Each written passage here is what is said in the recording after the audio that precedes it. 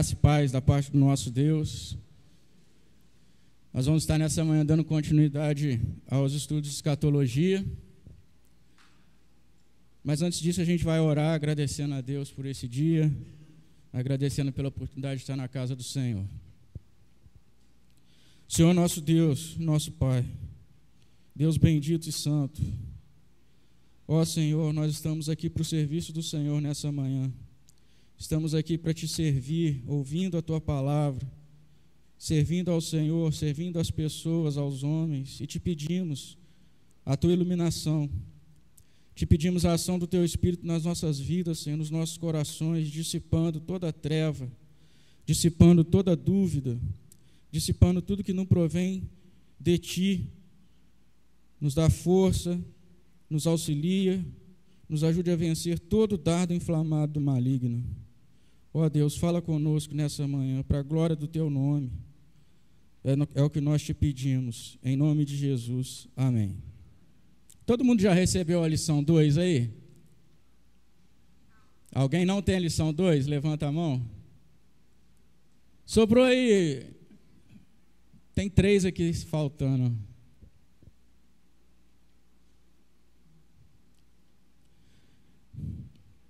Na semana passada, meus irmãos, nós estudamos a relação da escatologia inaugurada com a escatologia futura. Nós vimos como a escatologia inaugurada é a garantia, a certeza, o penhor de que a escatologia futura também irá acontecer. E hoje a gente vai dar continuidade à escatologia futura, baseado no livro de Anthony Hockman, que deixou uma frase interessante aí para a gente, no início da lição. O que é singular a respeito da escatologia neotestamentária, portanto, é que ela espera uma consumação futura dos propósitos de Deus, baseado na vitória de Cristo no passado. Então a gente viu semana passada que o principal evento escatológico já aconteceu, que foi a vinda do Messias. Esse é o principal evento escatológico da história e garantidor de que as profecias futuras se cumprirão.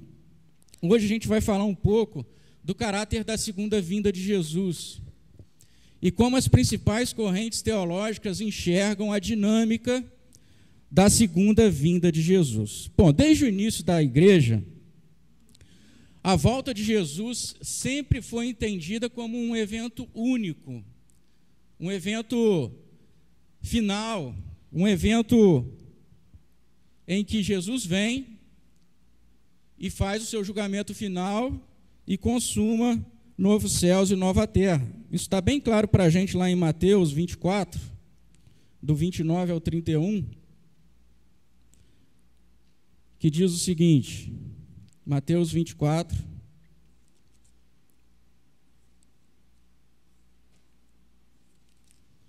(29 a 31). Logo após Jesus falar da grande tribulação, ele diz o seguinte: logo em seguida, a tribulação daqueles dias, o sol escurecerá, a lua não dará sua claridade, as estrelas cairão do firmamento e os poderes do céu serão abalados. Então aparecerá no céu o sinal do Filho do Homem. Todos os povos da terra se lamentarão e verão o Filho do Homem vindo sobre as nuvens do céu com poder e muita glória. E ele enviará os seus anjos com grande clangor de trombeta, os quais reunirão os seus escolhidos dos 4 ventos, de uma a outra extremidade dos céus. Então Jesus explica que depois da grande tribulação haverá um cataclisma no universo, vai haver uma escuridão total, e de repente aparece no céu o sinal do Filho do Homem. E então ele fala do lamento dos povos e de como ele enviará os seus anjos para reunir os seus escolhidos de uma a outra extremidade dos céus. Isso é o julgamento final. Então, desde a igreja primitiva, o entendimento sempre foi esse, que a vinda de Jesus seria que a volta de Jesus seria em apenas uma etapa. Apocalipse 1, verso 7, nos ajuda ainda a entender melhor isso. Apocalipse 1, verso 7 diz o seguinte: eis que vem com as nuvens, e todo olho o verá, até quantos o traspassaram, e todas as tribos da terra se lamentarão sobre ele, certamente. Amém. Então o Senhor Jesus vem sobre as nuvens, todo olho o verá, e as tribos se lamentarão. Isso é um sinal do juízo de Deus. Então, o entendimento da igreja primitiva sempre foi esse. Com a vinda de Jesus numa única etapa, ele julga os vivos e mortos, lança os incrédulos no inferno e os escolhidos vão para o novo céu e nova terra. Mas, a partir do século XIX, apareceu na igreja um novo entendimento acerca da volta de Jesus, em que essa volta de Jesus seria, de acordo com esse entendimento, em duas etapas. Então, Jesus viria de duas vezes, ou teria uma segunda e uma terceira vinda de Jesus. Esse ensino ficou conhecido como dispensacionalismo. E este ensino é o mais difundido dentro da igreja brasileira, de que a volta de Jesus será em duas etapas, segundo esse entendimento, tá? Então, segundo esse entendimento, Jesus vem, mas vamos colocar assim, a primeira parte da segunda volta de Jesus é uma volta secreta. Ninguém vai ver Jesus, mas ele vai vir e vai ficar escondido entre as nuvens e vai arrebatar a sua igreja, vai ressuscitar os crentes mortos, e os crentes vivos, transformados, serão arrebatados junto com os crentes mortos e vão encontrar o Senhor nos ares. Depois desse evento, né, depois de Jesus arrebatar a sua igreja, ele volta para o céu. Mas a história aqui na terra continua. E segundo esse entendimento, começa-se então a grande tribulação a partir dessa primeira parte da segunda volta de Jesus. Então haveria 7 anos de grande tribulação, em que o anticristo dominaria esse mundo, e depois desses 7 anos, aconteceria a segunda parte da segunda volta de Jesus, que então Jesus vem, destrói o anticristo, o falso profeta, e então passa a ter um reinado terreno de Jesus aqui na terra. E ele reina sobre a terra durante exatos 1000 anos, que é o milênio de Apocalipse 20, que a gente vai estudar daqui a pouquinho. Tá? Mas, por enquanto, as informações que eu queria que os irmãos pensassem é essa questão da visão dispensacionalista, de que a volta de Jesus será em duas etapas. E essas duas etapas são separadas por 7 anos de grande tribulação aqui na terra. Então, meus irmãos, surgiu lá no meados do século XIX, essa visão dispensacionalista de que a volta de Jesus seria em duas etapas. O dispensacionalismo, ele se tornou uma doutrina muito difundida no mundo. E no Brasil é a doutrina mais aceita pela maioria das igrejas evangélicas, principalmente das igrejas pentecostais, né? Todo dispensacionalista, nem todo dispensacionalista é pentecostal, mas todo pentecostal é dispensacionalista. Crê nessa questão de que a volta de Jesus seria em duas etapas. Tá? Outra característica do dispensacionalismo, que não é a nossa posição, é sempre bom deixar claro isso, é que o dispensacionalista tem uma ênfase muito forte com o povo judeu. Ele olha muito para a nação de Israel como se ainda existisse um propósito final para Israel enquanto nação. A gente vai ver isso aqui um pouco mais à frente. Tá, meus irmãos? Então, pode colocar a figura do dispensacionalismo para mim? É meio complicada essa figura aí, mas eu quero só mostrar algumas partes aqui para os irmãos, ó. Aqui, ó. Aqui a gente tem o Velho Testamento. Isso aqui é uma linha do tempo, tá, meus irmãos? Aqui a gente tem o Velho Testamento.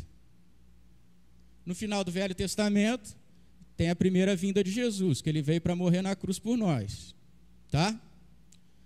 Depois, segundo o dispensacionalista, inicia a era atual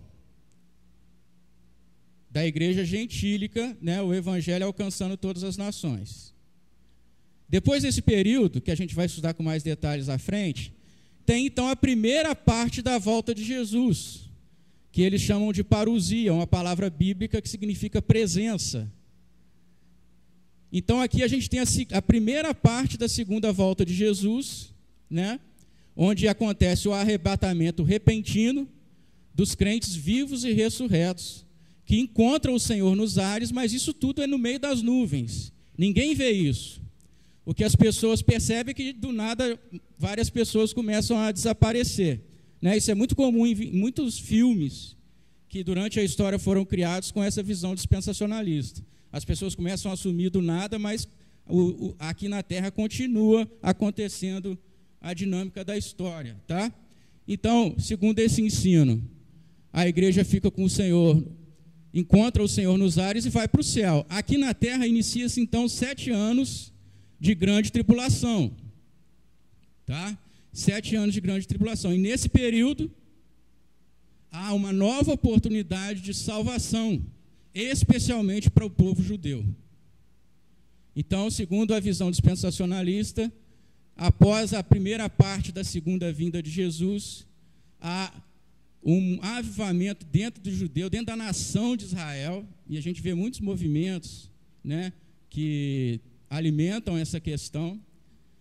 Esse período é caracterizado, segundo eles, pela presença do anticristo e do falso profeta, mas no final desse período de 7 anos de grande tribulação acontece a segunda parte da segunda vinda de Jesus, que aí o Senhor vem com a igreja, tem uma batalha do Armagedon, em que o anticristo e o falso profeta são destruídos, e Jesus desce e passa a reinar sobre a terra durante 1000 anos.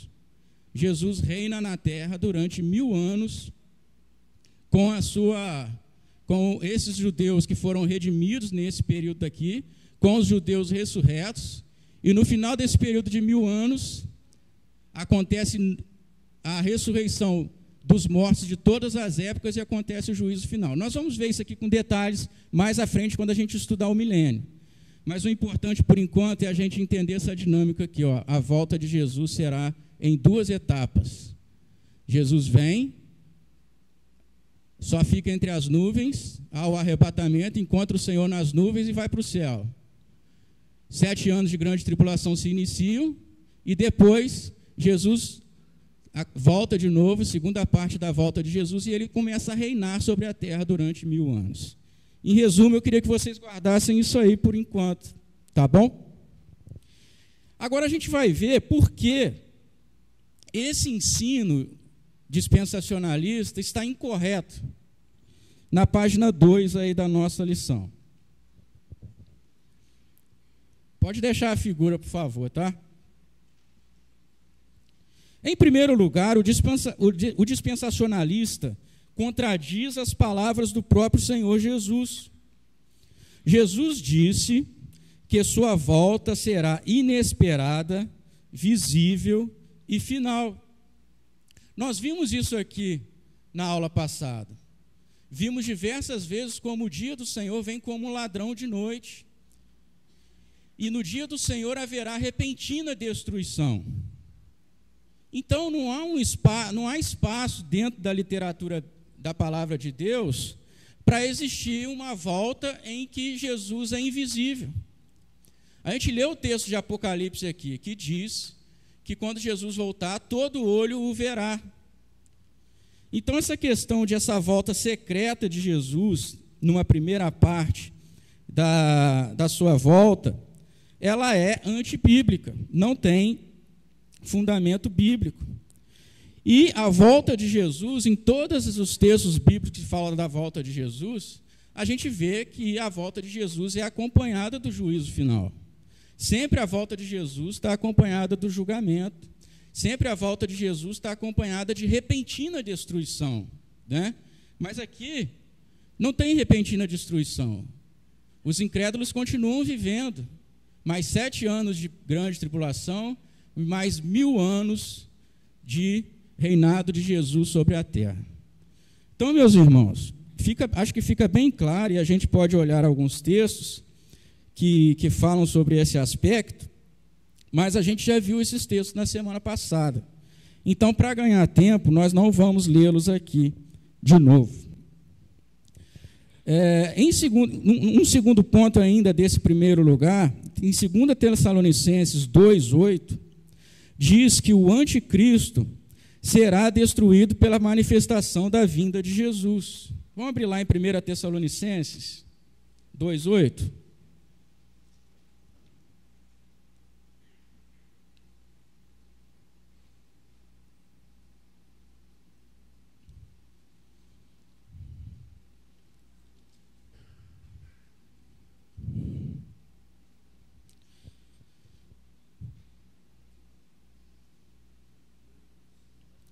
Desculpa.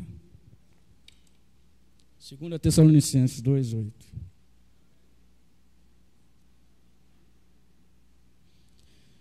Esse é o texto que fala do anticristo. E lá em 2:8, o apóstolo diz assim: então será de fato revelado o iníquo, a quem o Senhor Jesus matará com o sopro de sua boca, e o destruirá pela manifestação de sua vinda.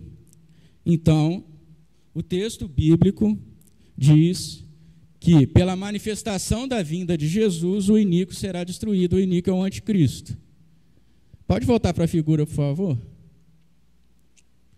Então, aqui, Jesus vem, mas o anticristo só está depois, lá na grande tribulação, que, segundo eles, é depois dessa primeira volta de Jesus aqui, né? E se o texto bíblico diz que o anticristo será derrotado pela manifestação da vinda de Jesus, isso aqui não bate com o que está escrito lá em 2 Tessalonicenses. Mas os dispensacionalistas poderiam estar falando, poderiam considerar esse fato como sendo a segunda parte da segunda vinda de Jesus, onde de fato ele vai destruir o anticristo.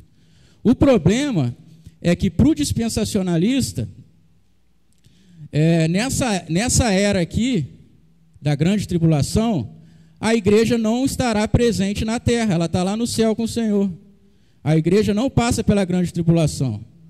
Para eles, esse tempo de grande tribulação é só para os judeus, é um tempo de restauração dos judeus, né? Ora, mas Paulo está escrevendo isso aqui para os gentios, para a igreja de Tessalonicenses, que é gentílica. Então não faria sentido Paulo dizer para eles que Jesus, no advento da sua vinda, destruiria o anticristo, se esse momento aqui é só para Israel, não é para os gentios já estão lá no céu. Então não faria sentido o apóstolo Paulo trazer esse ensino para a igreja de Tessalônica, se fosse nesse caso do dispensacionalismo estar correto. Então, meus irmãos, de fato, o Senhor Jesus, soada a última trombeta, voltará. E nesse momento da sua volta, ele vai destruir o anticristo, não somente o anticristo, como o falso profeta e o diabo, Satanás, lançando-os para dentro do lago de fogo. Então, essa questão aqui também fica mais uma vez jogada por terra, essa questão dessa dupla segunda vinda de Jesus, por conta do posicionamento da destruição do anticristo também. Então, meus irmãos, em todo lugar que a gente olha na Bíblia, a volta de Jesus, ela sempre é pública, ela sempre é visível, todo olho o verá. E ela é sempre acompanhada de barulho. Ao ressoar da última trombeta, os céus se escurecerão.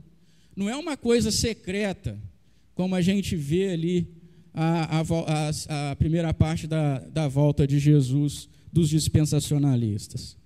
A gente já leu lá Apocalipse 1:7, mas eu queria que você lesse também 1 Tessalonicenses 4:17.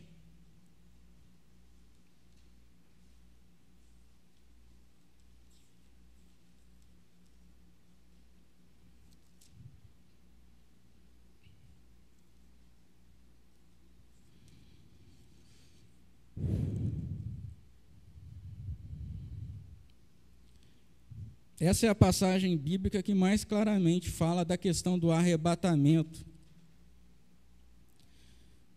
E Paulo diz o seguinte: depois nós, os vivos, os que ficarmos, seremos arrebatados juntamente com eles entre nuvens, para o encontro do Senhor nos ares, e assim estaremos para sempre com o Senhor.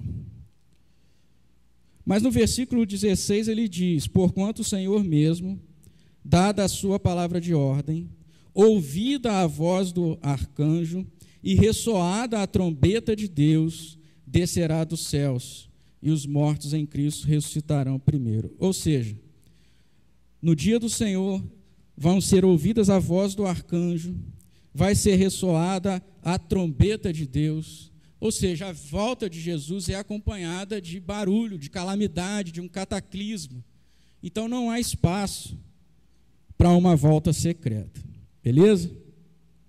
Em segundo lugar, as palavras do Novo Testamento que falam da grande tribulação, a gente leu semana passada, Mateus 24, principalmente, elas mostram claramente que a igreja estará presente na terra no momento da grande tribulação. Está lá em Mateus 24, 22 e Marcos 13, 20. Então a palavra de Deus diz que os dias da grande tribulação serão abreviados, porque se não fosse assim, nem os eleitos se salvariam. Ora, se há eleitos na grande tribulação, é porque a igreja está presente na grande tribulação. Então, essa questão aqui, da igreja encontrar o Senhor nos ares e ir para o céu e não enfrentar a grande tribulação, é antibíblica. É antibíblica. Os dispensacionalistas, para refutar isso, dizem que esses eleitos lá de Mateus 24 é o povo judeu, é Israel. Mas uma leitura simples da Bíblia vai nos mostrar que os eleitos ali não está intimamente relacionado ao povo judeu. Não é o povo judeu que é o eleito ali do texto. Eleito ali são os eleitos do Senhor de todas as nações da terra. Tá, meus irmãos? Então, não existe passagem bíblica para dizer que a igreja não vai passar pela grande tribulação. Jesus disse o seguinte, que o arrebatamento da igreja se dará no dia final, depois da tribulação. Mateus 24, novamente.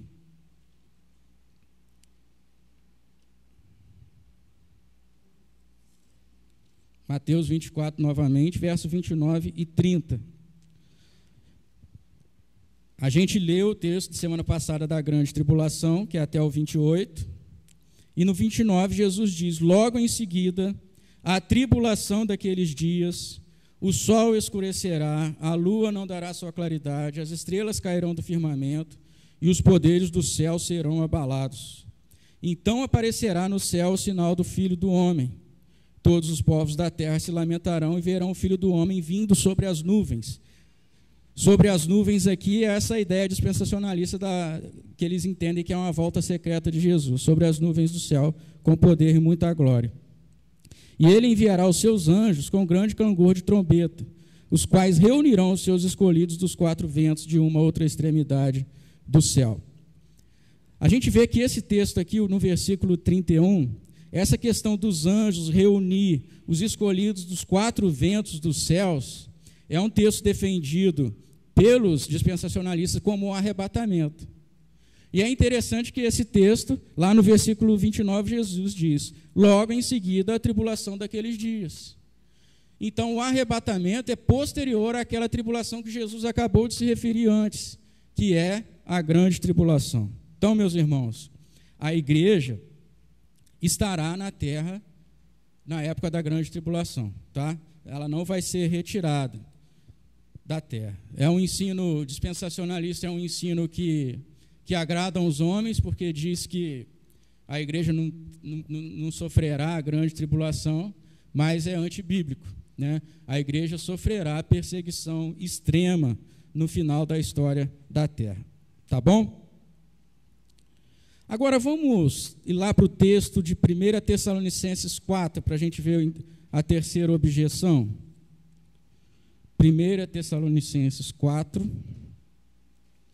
que é o texto mais claro acerca desse arrebatamento, de, de como será esse arrebatamento.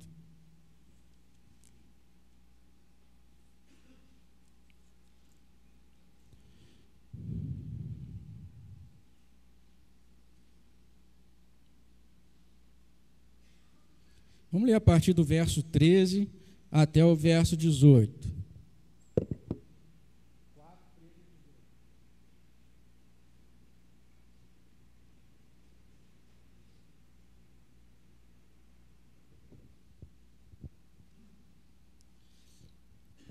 Diz assim a palavra do Senhor, 1 Tessalonicenses 4, 13 a 18. Não queremos, porém, irmãos, que sejais ignorantes com respeito aos que dormem. Os que dormem aqui é os que morreram, os crentes que morreram. Para não vos entristecerdes como os demais que não têm esperança. Pois se cremos que Jesus morreu e ressuscitou, assim também Deus, mediante Jesus, trará em sua companhia os que dormem. Ora, ainda vos declaramos, por palavra do Senhor, isto: nós, os vivos, os que ficarmos até a vinda do Senhor, de modo algum precederemos os que dormem. Porquanto o Senhor mesmo, dada a sua palavra de ordem, ouvida a voz do arcanjo e ressoada a trombeta de Deus, descerá dos céus, e os mortos em Cristo ressuscitarão primeiro. Depois nós, os vivos, os que ficarmos, seremos arrebatados juntamente com eles, entre nuvens, para o encontro do Senhor nos ares. E assim estaremos para sempre com o Senhor. Consolai-vos, pois, uns aos outros com essas palavras. Então, como é que o apóstolo Paulo descreve aqui o arrebatamento? No dia do Senhor, aparece o sinal do Senhor no céu. Primeiramente, os crentes mortos de todas as eras, eles ressuscitarão com corpos incorruptíveis. E, ao mesmo tempo, nós, os vivos, os crentes vivos que ficarem, serão transformados para corpos incorruptíveis e serão arrebatados e vão encontrar o Senhor nos ares. Né? Agora, o que o texto não diz é que depois de encontrar o Senhor nos ares, Cristo e a sua igreja, Cristo faz um retorno de 180 graus e volta para o céu. O texto não diz isso, né? Como os dispensacionalistas pensam, né? De que na volta de Jesus aqui há o arrebatamento e depois Jesus volta para o céu. O texto não diz isso. O texto diz que a igreja encontra o Senhor nos ares e depois ele não diz mais nada. Diz que estaremos para sempre com o Senhor. O texto diz que estaremos para sempre com o Senhor. Aqui numa palavra de consolação do apóstolo Paulo à igreja, né? E essa passagem em momento nenhum diz que nesse movimento de descida de Jesus, ele encontra com a igreja e depois ele faz 180 graus e volta para o céu. Os dispensacionalistas usam esse texto para explicarem essa questão de Jesus voltar entre as nuvens, ninguém vê, encontra a igreja entre as nuvens arrebatada e volta para o céu. O texto não diz isso. O texto só diz que depois de encontrar o Senhor nos ares, nós estaremos para sempre com o Senhor. Né? A palavra encontro aqui, no versículo 17, né? Depois nós, os vivos, os que ficarmos, seremos arrebatados juntamente com eles entre nuvens, para o encontro do Senhor nos ares, e assim estaremos para sempre com o Senhor. Essa palavra encontro, ela traduziu uma palavra grega que se chama apântesis, isso mesmo, apântesis. Essa palavra grega, apântesis, é um termo técnico. O que ela significa? Antigamente, nos tempos bíblicos, quando um rei ou um visitante muito ilustre estava chegando numa cidade, o que acontecia? Muitos daquela cidade, as pessoas importantes daquela cidade, quando o rei ainda não tinha entrado, mas quando ele já estava chegando, elas saíam da cidade e recepcionavam o rei, aquela pessoa ilustre ainda na cidade, e depois conduzia aquela pessoa para dentro da cidade. Era uma cortesia, era um sinal de boas-vindas àquele visitante. E essa palavra apântesis é essa que o apóstolo Paulo usou aqui. Então, como é que é o arrebatamento bíblico? Jesus vem, todo olho virá, a igreja é arrebatada, encontra com o Senhor nos ares, no meio do caminho, e continua descendo com o Senhor na terra, para Jesus julgar os vivos e os mortos. É um rei ilustre que está vindo do seu país longínquo e está vindo nos visitar, né? E a igreja, como bons hóspedes, encontram o Senhor Jesus, dão as boas-vindas a ele e acabam de trazê-lo à terra para ele inaugurar aqui na terra o novo céu e a nova terra restaurados. Então, meus irmãos, não há espaço para essa questão de uma volta de 180 graus. O que há aqui é uma figura poética, um termo técnico, num termo grego, que exemplifica bem essa questão das boas-vindas de um visitante ilustre numa cidade. Tá? Então, Jesus vem, arrebata a sua igreja, nós encontramos o Senhor Jesus nos ares, damos as boas-vindas para eles, e é como se a igreja descortinasse um tapete vermelho para Jesus adentrar aqui na terra e assim consumar o seu reino eterno. Tá bom, meus irmãos? Em quarto lugar, ainda uma outra objeção. O fato de que a grande tribulação será o derramamento da ira de Deus sobre o mundo não serve de argumento a favor de uma dupla volta de Jesus. Esse argumento aqui, que o dispensacionalista diz o seguinte: a grande tribulação, num certo sentido, é um julgamento de Deus sobre o mundo. E se é um julgamento de Deus sobre o mundo e a igreja não entra mais em condenação, então a igreja não pode estar presente na terra na grande tribulação. Mas a grande tribulação é só o clímax de uma tribulação que já começou desde todas as eras, e a igreja está aqui sofrendo essa tribulação, sofrendo perseguição, né? Então não faz sentido esse argumento dispensacionalista. A grande tribulação, na grande tribulação que os crentes vão sofrer é a perseguição do reino anticristão que surgirá, né? E a gente tem sofrido essa perseguição ao longo de todas as eras. Isso não é julgamento de Deus sobre nós, né? Deus não nos julga, mas Ele nos prova. Existe perseguição. Então é um argumento muito falho. Então, enfim, meus irmãos, página 4 agora. O ensino do arrebatamento da igreja antes da grande tribulação carece de todo fundamento bíblico, apesar de ser ensinado por todas as igrejas pentecostais. É um ensino agradável aos homens, pois os poupa de qualquer perspectiva de sofrimento, né? Mas não é isso que a Bíblia ensina. O que a Bíblia ensina é que no dia final Jesus voltará e todos os crentes serão arrebatados para o encontro com Ele nos ares. E encontram o Senhor nos ares e voltam com Ele para o julgamento final e destruição de Satanás. Esse dia é desconhecido e a igreja deve viver em permanente expectativa e vigilância, aguardando a volta do seu Redentor. Beleza, meus irmãos? Então a gente tentou aqui explicar essa questão da dupla volta de Jesus, segundo o ensino dispensacionalista, e mostramos aqui várias refutações a esse pensamento,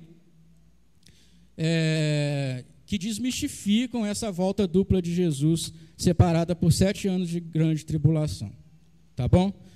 No último dia,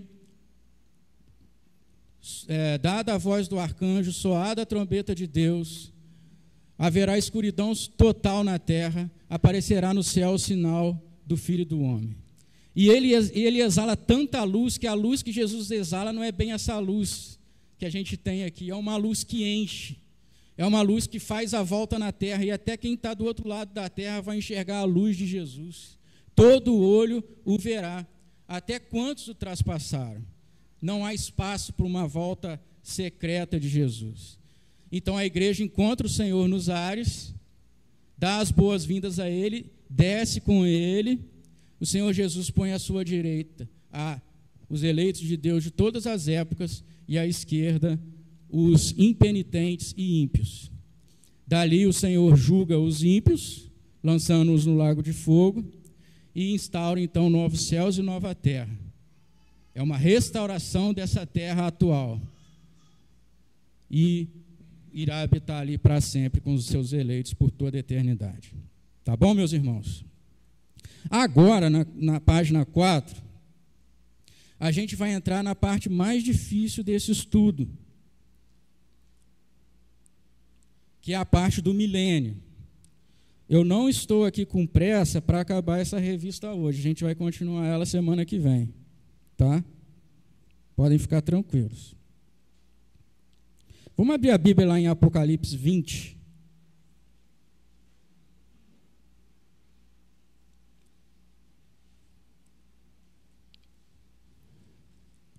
Pode tirar essa figurinha do dispensacionalismo, por favor? E deixar sem nada por enquanto? Isso.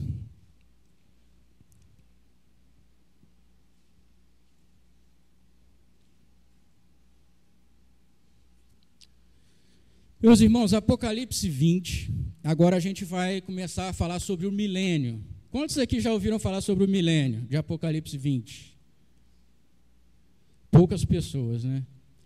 Poucas pessoas. Mas é diante desse texto aqui do milênio, é que são construídas as principais teorias acerca da dinâmica da volta de Jesus, tá? De como se dará, quais são os passos que antecedem e se sucedem à volta de Jesus.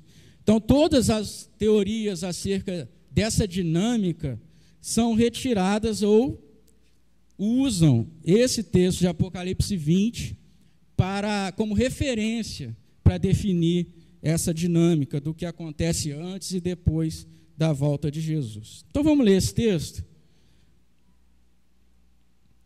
Nós vamos ler até o versículo 10. Diz assim a palavra do Senhor: Então vi descer do céu um anjo. Tinha na mão a chave do abismo e uma grande corrente. Ele segurou o dragão, a antiga serpente, que é o diabo, Satanás, e o prendeu por 1000 anos. Lançou-o no abismo, fechou-o e pôs selo sobre ele, para que não mais enganasse as nações, até se completarem os 1000 anos. Depois disso, é necessário que ele seja solto pouco tempo. Vi também tronos, e nestes sentaram-se aqueles aos quais foi dada a autoridade de julgar. Vi ainda as almas dos decapitados por causa do testemunho de Jesus, bem como por causa da palavra de Deus. Tantos quantos não adoraram a besta, nem tampouco a sua imagem, e não receberam a marca na fronte e na mão, e viveram e reinaram com Cristo durante 1000 anos. Os restantes dos mortos não reviveram até que se completassem os 1000 anos. Esta é a primeira ressurreição. Bem-aventurado e santo é aquele que tem parte na primeira ressurreição. Sobre esses, a segunda morte não tem autoridade. Pelo contrário, serão sacerdotes de Deus e de Cristo, e reinarão com ele os 1000 anos. Quando, porém, se completarem os 1000 anos, Satanás será solto da sua prisão e sairá a seduzir as nações que há nos 4 cantos da terra, Gog e Magog, a fim de reuni-las para a peleja. O número dessas é como a areia do mar. Marcharam então pela superfície da terra e sitiaram o acampamento dos santos e a cidade querida. Desceu, porém, fogo do céu e os consumiu. O diabo, o sedutor deles, foi lançado para dentro do lago de fogo e enxofre, onde já se encontram não só a besta, como também o falso profeta, e serão atormentados de dia e de noite pelos séculos dos séculos. Então, meus irmãos, esse texto é um texto muito difícil, porque só existe esse texto na Bíblia que fala desse período de 1000 anos, desse milênio, em que Satanás ficará preso, e Jesus reina com os seus súditos durante esses 1000 anos. Qual é a dinâmica do texto? João vê um anjo que aprisiona Satanás e o lança num cárcere, que ele chama aqui de abismo. Prende Satanás no abismo. E o texto diz que ele faz isso para que Satanás não mais engane as nações. Versículo 3. Então, Satanás fica preso ali durante 1000 anos, para que ele não mais enganasse as nações. Depois disso, é necessário que ele seja solto por pouco tempo. Então, Satanás é preso por 1000 anos, e no final desse período de 1000 anos ele é solto, mas por pouco tempo. Tá? E depois dos versos 4 até os 6, ele fala que nesse período de prisão de Satanás, Jesus e a sua igreja reina. Há um reino de Jesus, né? Vi também tronos, e nestes sentaram aqueles aos quais foi dada a autoridade de julgar a igreja. Depois ele fala dos decapitados, que foi um texto até que o Nicolas disse na última lição, né, provando o estado de consciência dos crentes que morrem antes da segunda vinda de Jesus. Então ele tem uma visão da igreja, né, daqueles que não receberam a marca da besta. E diz o final do versículo 4, e viveram e reinaram com Cristo durante 1000 anos. Né? Então, a dinâmica desse período é essa. Satanás é preso durante 1000 anos. Nesse período, Cristo e a sua igreja reinam, mas depois que completarem esses 1000 anos, diz o versículo 7, que Satanás será solto. E ele sairá a seduzir as nações que há nos 4 cantos da terra, Gog e Magog. Isso é um símbolo de todas as nações, né? Gog e Magog, lá de Ezequiel, mas isso aqui é muito complicado. Como diz alguns aí, Gog e Magog me deixaram grog, né? Isso é muito difícil, mas é um símbolo de todas as nações. Então Satanás será solto da sua prisão e sairá a seduzir as nações a fim de reuni-las para uma batalha final. Diz o texto que eles marcharam pela superfície da terra e sitiaram o acampamento dos santos. Isso é um símbolo da grande tribulação, no nosso entender, né? Mas há uma perseguição à igreja nesse período final onde Satanás é solto. E depois, Satanás é destruído no versículo 10. Então, meus irmãos, os teóricos, eles criaram as suas teorias acerca da segunda volta de Jesus, né, posicionando a volta de Jesus antes ou depois do milênio, que é esse período de 1000 anos que o texto de Apocalipse 20 diz. Tá? Diante disso, surgiram 4 teorias a respeito desse milênio e dessa dinâmica da segunda volta de Jesus. Né? Primeiro, o pós-milenismo. O que significa o pós-milenismo? Eu sei que vocês estão tudo confusos, mas as coisas vão ficar clareando. Daqui a pouco vai clarear, tá? O pós-milenismo, que posiciona a vinda de Jesus depois do milênio. Por isso chama de pós-milenismo. Tem o pré-milenismo histórico, que posiciona a volta de Jesus antes do milênio. O pré-milenismo dispensacionalista, que é aquele que põe a volta de Jesus antes do milênio, só que ele é dispensacionalista, ele tem uma diferença do pré-milenismo histórico que a gente já vai ver. E a última teoria é o amilenismo, que é a teoria seguida pela nossa igreja. Né? Então a gente quer estudar de forma breve esses 4 pontos de vista aqui, para depois a gente cair mesmo na semana que vem sobre a questão do milênio. Vamos primeiro ver aqui o pós-milenismo. Pode colocar a figura do pós-milenismo para mim?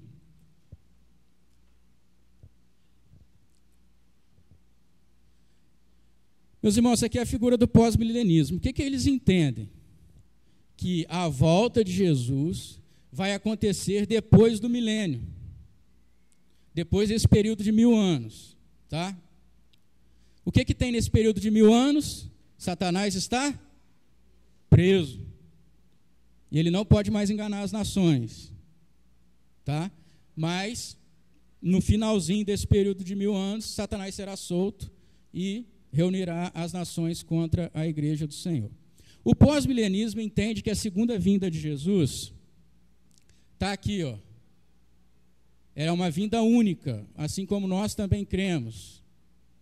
E de que o milênio se iniciou aqui, ó, na primeira vinda de Jesus. O pós-milenismo entende que o milênio, e eles entendem corretamente isso, o milênio é um símbolo. O milênio não é um período de tempo de 1000 anos, como nós conhecemos 1000 anos, mas a gente sabe que a gente está no contexto do livro de Apocalipse. O livro de Apocalipse é um livro simbólico, então 1000 anos é um símbolo de completude, né? É um cubo perfeito de aresta de 10, né? Então é um tempo de completude, onde os planos de Deus nas nações se completariam, tá? Então, não é 1000 anos literais, porque se fosse 1000 anos, no ano 1000, Jesus tinha acabado o milênio já, né? Mas não é um período de tempo literal. Então, o pós-milenista, corretamente, entende que o milênio não é 1000 anos literais. Ele começou na primeira vinda de Jesus. E aqui se iniciou o reinado de Jesus, o reino de Deus. O reino de Deus se inicia aqui na primeira vinda de Jesus, primeira vinda. Está meio de lado aqui, mas está referenciando a cruz aqui. Então, o milênio começou aqui. Quando passar esses 1000 anos simbólicos, Satanás vai ser solto, aqui no finalzinho desse período. Mas no final das contas, ele é destruído e acontece o julgamento final. Qual que é o problema do pós-milenismo? O pós-milenismo entende que, como Jesus começou a reinar aqui, ele entende que o evangelho vai progredindo na história ao longo do tempo. Então, o pós-milenista ele tem uma visão muito otimista do reino de Deus implantado na terra desde a vinda de Jesus. Então, o reino milenar de Jesus com a igreja começa aqui. Mas, à medida que o tempo passa, o evangelho vai alcançando mais e mais pessoas.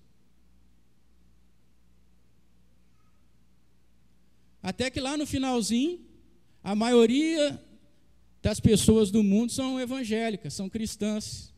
E existe uma minoria que não virou crente. Eles têm uma visão muito otimista da história e que isso torna muito fácil refutar a teoria pós-milenista. Por quê? Eles têm alguns pontos positivos, né? Eles entendem que o milênio começou com a primeira vinda de Jesus e isso está correto. A gente vai entender isso depois, mas o reino milenar, onde Jesus começa a reinar com a sua igreja, se iniciou na primeira vinda de Jesus. Mas eles erram nessa questão aqui, ó, de que durante o milênio, a igreja vai alcançar a maioria das pessoas da terra. O evangelho vai ser a maior religião do mundo. E todos os povos da terra, como nações, obedecerão ao evangelho. E a palavra de Deus não nos diz isso. Nós estamos falando aqui a todo tempo que nos últimos dias haverá uma perseguição tremenda, uma grande tribulação. Como num mundo onde o evangelho prospera, haverá uma grande tribulação contra a igreja? São incompatíveis, né? São incompatíveis. O próprio Jesus disse, ele perguntou, né, será que quando eu voltar eu vou encontrar fé na terra? Por quê? Porque a profecia é justamente ao contrário. Nos últimos tempos, os crentes serão poucos e serão perseguidos por um grande império anticristão. Então, não existe lógica no pensamento pós-milenista. O pensamento pós-milenista, ele foi muito difundido no final do século passado, com as grandes doutrinas da libertação, né, que propunha que o evangelho ia crescer no mundo inteiro, positivismo, e que através da ação social a igreja iria alcançar níveis jamais vistos, né? Mas não foi isso que aconteceu, não é isso que está acontecendo, e as profecias bíblicas não dizem isso. Alguns que defendem o pós-milenismo também querem fazer prosperar o evangelho através da política. Então fazem política secular mesmo, tentam fazer com que através da política o evangelho galgue posições para que seja então reinante nesse mundo, né? E a gente tem visto que os políticos que estão chegando lá, evangélicos, não têm dado um testemunho fiel das Escrituras, né? Então, gente, o que a gente vê na Bíblia é que haverá uma grande apostasia. A gente leu lá na aula passada sobre essa grande apostasia. Então, não há espaço para a gente crer nisso aqui, né? De que haverá um progresso da igreja na terra, até ela se tornar uma grande maioria, E no final, quando Jesus voltar, vai ter uma batalha onde o bem vence o mal, mas assim, totalmente ilógico, nesse sentido, contrário à palavra de Deus. Então, o texto de Apocalipse 20 fala da prisão de Satanás por 1000 anos, e no final de 1000 anos, Satanás será solto e vai reunir as igrejas, vai reunir as nações para marchar o acampamento dos santos, que é a igreja, tá? Então, essa ideia de que que o evangelho vai alcançar esses níveis aí de aceitação nesse mundo, é uma ideia antibíblica. Por isso, a gente nem vai gastar muito tempo aqui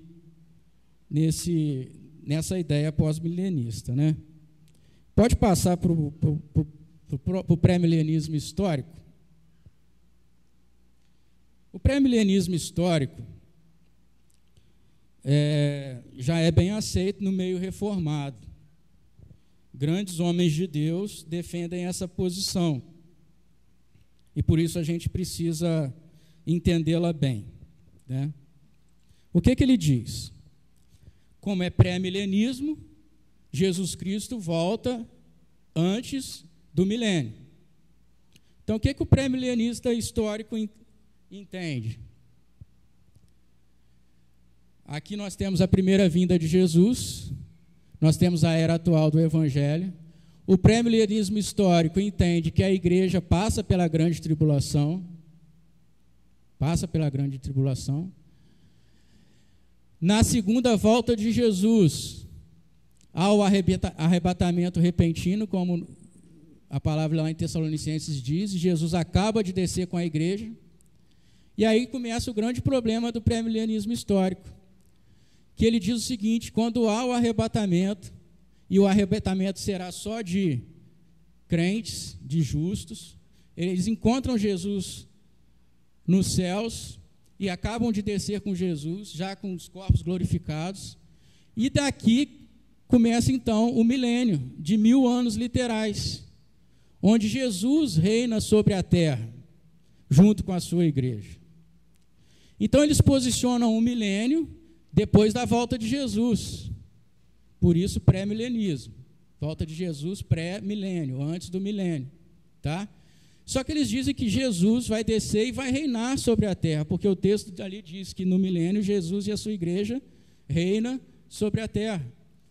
E eles entendem isso como um reino físico, um reino, uma nação, né? Uma nação teocêntrica, em que Jesus é o rei, e Jesus vai reinar na terra com a sua igreja durante 1000 anos.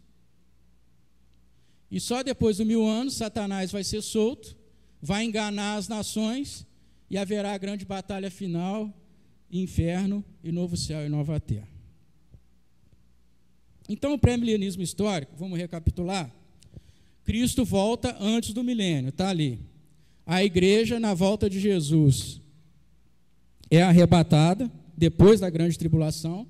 Então, eles não creem que a igreja não passe pela tribulação, a igreja passa pela tribulação. Mas depois desse período de grande tribulação, Jesus vem, arrebata a sua igreja, encontra ela nos ares, acaba de descer, e Jesus estabelece um reino na terra. E Jesus reina sobre a terra com a sua igreja, do modo que existem as nações hoje, as nações serão sujeitas a esse rei Jesus, que reinará sobre a terra com os crentes glorificados, né? Esse é a ideia do pré-milenista. No final do período dos 1000 anos, Satanás é solto, ele volta a enganar as nações, né? E aí acontece a batalha final, que na verdade não é batalha, é só um julgamento, e haverá então novo céu e nova terra, e os incrédulos do diabo e os seus anjos lançados no lago de fogo e enxofre. Qual é o problema com o pré-milenismo histórico? Primeiro, provar biblicamente que haverá um reino de Jesus de 1000 anos sobre a terra. Não existe nada na Bíblia falando a respeito de um reino em que Jesus reina sobre essa terra do modo que ele é hoje. Os judeus pensavam que isso ia acontecer na época que Jesus veio a primeira vez, que Jesus ia estabelecer um reino terreno. Mas o reino de Jesus não é terreno. O reino de Jesus é espiritual. Então não existe como, por analogia com o espírito bíblico, entender um reino terreno de Jesus de 1000 anos sobre a terra, né? Então a gente precisa tomar muito cuidado com essa questão, tá? Apocalipse 20, que é o texto que a gente leu aqui, vamos refletir ainda mais nesse texto na próxima aula.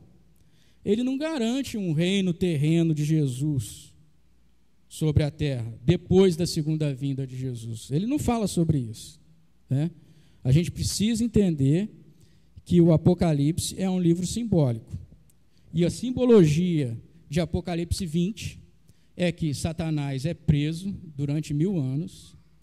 De uma certa forma, há um reinado de Cristo e sua igreja durante esses 1000 anos. No final dos 1000 anos, Satanás é solto, volta a enganar as nações e se volta contra a igreja do Senhor, mas é destruído no final de desse período pequeno, depois do milênio e a volta de Jesus, ele é destruído pela manifestação de Jesus Cristo no último dia. Tá? Segunda objeção, página 5. Deixa eu ver aqui, vamos fazer só isso, está acabando já, tá? Segunda objeção, 1 Coríntios 15, 23, 24, não dá nenhuma evidência clara a respeito de um reino terreno. Vamos abrir lá em 1 Coríntios 15, 23, 24?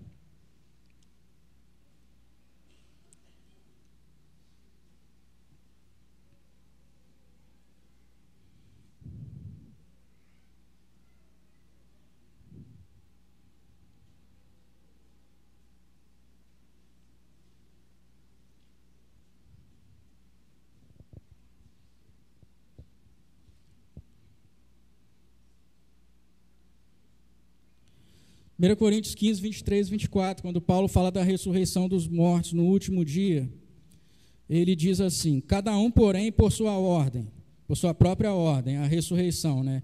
Cristo, as primícias, Cristo é o primeiro fruto da ressurreição, que já aconteceu. Depois irão ressuscitar os que são de Cristo na sua vinda. E então virá o fim, quando ele entregar o reino ao Deus e Pai, quando houver destruído todo o principado, bem como toda a potestade e poder. Então, o que ele está falando aqui, vamos voltar lá para a figura do pré-milenismo, que depois do arrebatamento, do encontro com o Senhor aqui, Cristo, aí ele dá a ordem de ressurreição, né? Cada um, porém, por sua ordem. Cristo ressuscita as primícias, depois os que são de Cristo na sua vinda. Isso acontece aqui. Mas o versículo 24 diz: depois virá o fim, quando ele entregar o reino ao Deus e Pai. Então não existe esses 1000 anos literais aqui depois da ressurreição. Depois da ressurreição não tem como, porque depois da ressurreição diz o texto que virá o fim, já virá o fim. Esses 1000 anos não pode ser depois da volta de Jesus, porque depois da ressurreição vem o fim. O texto bíblico é claro, 1 Coríntios 23, 24. Uma outra objeção muito clara é a seguinte: depois que Jesus, no dia da volta de Jesus, os crentes mortos ressuscitarão incorruptíveis, e aqui só há ressurreição de crentes, né? Já está acabando a pilha do negócio. Os crentes ressuscitarão, os vivos serão transformados, encontrarão o Senhor nos ares e vão descer. E vão viver aqui nessa terra durante 1000 anos. Aí a gente pensa, como é que vai ser o relacionamento entre crentes com seus corpos glorificados, num mundo cheio de pecado, com pessoas que ainda estão vivendo no pecado? Isso vai ser mais um tormento do que momento de alegria. A palavra de Deus diz que depois que nós encontrarmos o Senhor, nós estaremos para sempre com o Senhor. E diz que isso é um momento de alegria, de gozo e paz. Como a gente vai viver nessa terra aqui, durante 1000 anos, com corpos glorificados, com o Senhor Jesus com seu corpo glorificado, no meio de um mundo de pecado? Não faz sentido. O corpo glorificado de Jesus vai consumir todo mundo nessa terra que é pecador ainda. Então não tem lógica essa ideia de um reino terreno de Jesus, onde Jesus com seu corpo glorificado e os crentes com seus corpos glorificados habitarão numa terra ainda de pecado, convivendo com pessoas, fazendo coisas terríveis, assassinatos. Não faz sentido isso, né? Nós, a partir de termos os corpos glorificados, já estaremos para sempre com o Senhor. Uma outra objeção: como depois de 1000 anos de Jesus reinando sobre a terra com o corpo glorificado, tendo Jesus como rei, no final desse período Satanás ainda vai conseguir reunir as nações para uma batalha contra Cristo e a sua igreja? Não faz sentido, né? Não faz sentido essas questões. Então, o reino terreno de Jesus não encontra apoio na teologia do Novo Testamento, porque é um reino que não faz parte nem da era presente nem do porvir, elas estão misturadas, e não existe essa mistura na profecia bíblica, né? O milênio terrestre é uma anomalia teológica, né? É melhor do que a era presente e pior que o estado final. Para nós, os crentes, o milênio será terrível, porque ao invés de estarmos para sempre com o Senhor no novo céu e nova terra, ainda teremos de viver 1000 anos num mundo onde ainda existe pecado, incredulidade e todas as coisas mais, num mundo como a gente vê hoje, tá? Então, meus irmãos, nós vamos parar por aqui hoje. Na próxima aula a gente entra no pré-milenismo dispensacionalista e no amilenismo, que é a nossa posição, e aí a gente vai entrar mais fundo nessa questão do milênio, para clarear ainda mais. Eu sei que as coisas parecem muito rápidas e é um tema muito difícil, né, que exige muito estudo, por isso que a gente vai devagar, tá? Na página 8 que a gente vai entrar mesmo descrevendo qual é o significado desse milênio. Por enquanto, a gente está vendo as posições de cada ramo teórico a respeito da volta de Jesus.